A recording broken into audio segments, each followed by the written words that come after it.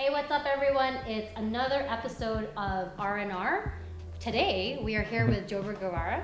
Thank you for having us today and taking us behind the scenes. Thank you for having me. So today we are taking a look at his creative process. So kind of describe to us like what you're gonna walk us through.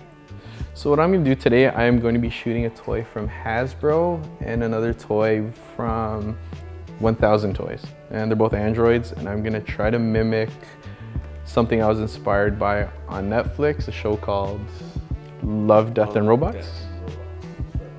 And I'm going to put my take on it. So I hope you enjoy it, and I will take you through that creative process. At first, what I try to do is I draw inspiration from stuff that I read, stuff that I watch. I jot it down. I have a notebook that I jot down all my ideas in. I try to storyboard it and try to bring it to life. I mean, there's no real science to it, kind of what I do. But I would say like probably 60% of the time, it's whatever you storyboard, it doesn't turn out the way you want. At least for me, like it doesn't. I think there was like one last scene that Ryan was talking about and we shot it, and it kind of worked out a lot better where the android was looking out the window. Like kind of like those kind of things are the ones that actually turn out a lot better than the stuff you storyboard.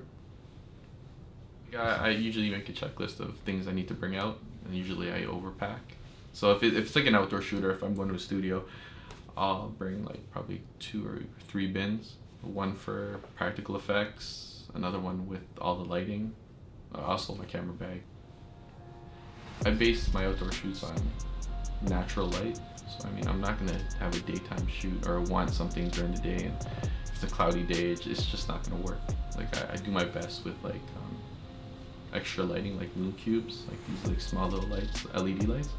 I do my best with that, but sometimes it just doesn't work out. So that's how I got into indoor shooting. So with indoor shooting, you control the light, so it works out a lot better in my opinion. It can be like 2 in the morning when I draw inspiration. It's like, okay, I want to shoot a daytime shot and I can't wait, so I'll just go downstairs, set up all these lights, and try to mimic a daytime shot as best I can.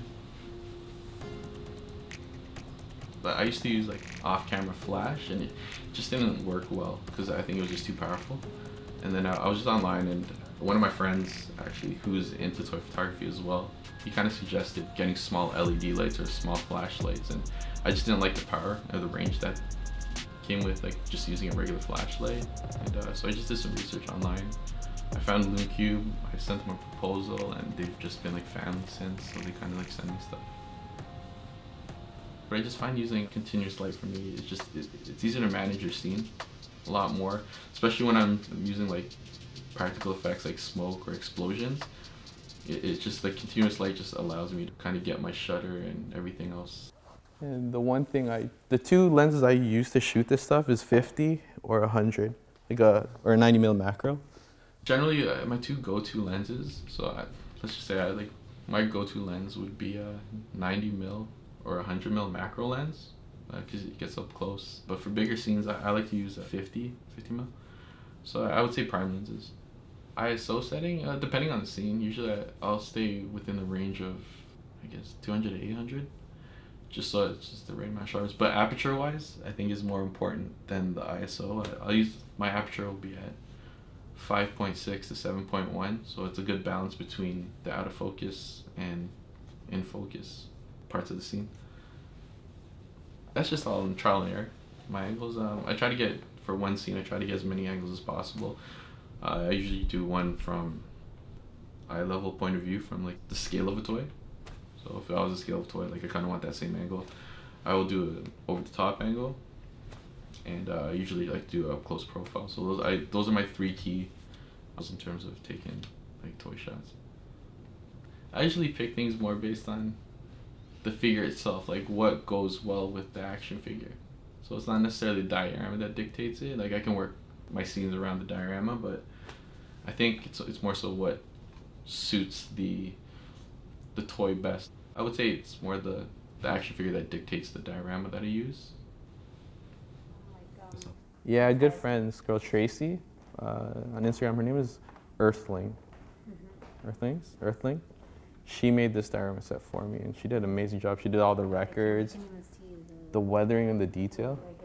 Yeah, that's the one thing I specifically requested. Like the thing I like to do a lot of my photos is like shine light through objects or like through windows. And she did a good job. So. And then there's wiring. Yeah, like the weathering and all this stuff is cool. I'm gonna try to do my best to capture everything that she did. Like she did a sick job though. Like I'm so happy. Props that I have, how I get them. I mean, Amazon, the internet's a good tool. I have a friend as well that creates a lot of dioramas and props, so she's helped me out. She's done a great job with it. You can find her on Instagram. Her name's Earthling. And the secret for me, honestly, is being a grown man. This sounds creepy, but I go to the miniature doll store in Toronto. It's in Bayview. I get a lot of stuff there, so that's where I get the accessories. Some toys do a good job of coming with a lot of accessories, but getting the ones that look a lot more realistic, like beer cans and cigarette packs, I get them from like that doll store.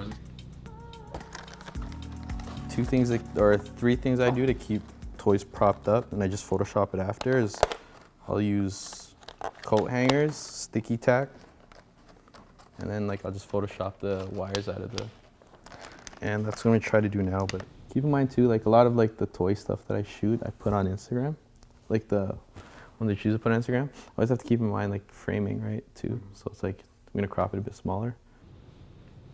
It's more so like how you understand the movement of people or understand the movement in the subjects. For example, like if someone's running one leg up, it's the same arm and the same leg that's up, but that's just unrealistic, where it's really supposed to be opposite arm, opposite leg when you run. Those are the small things. So it's like understanding the human body and how it moves, I think, is the most important thing in toy photography, in my opinion. Like the thing more so than the scene itself. But I still shoot toys in order to practice how to shoot people.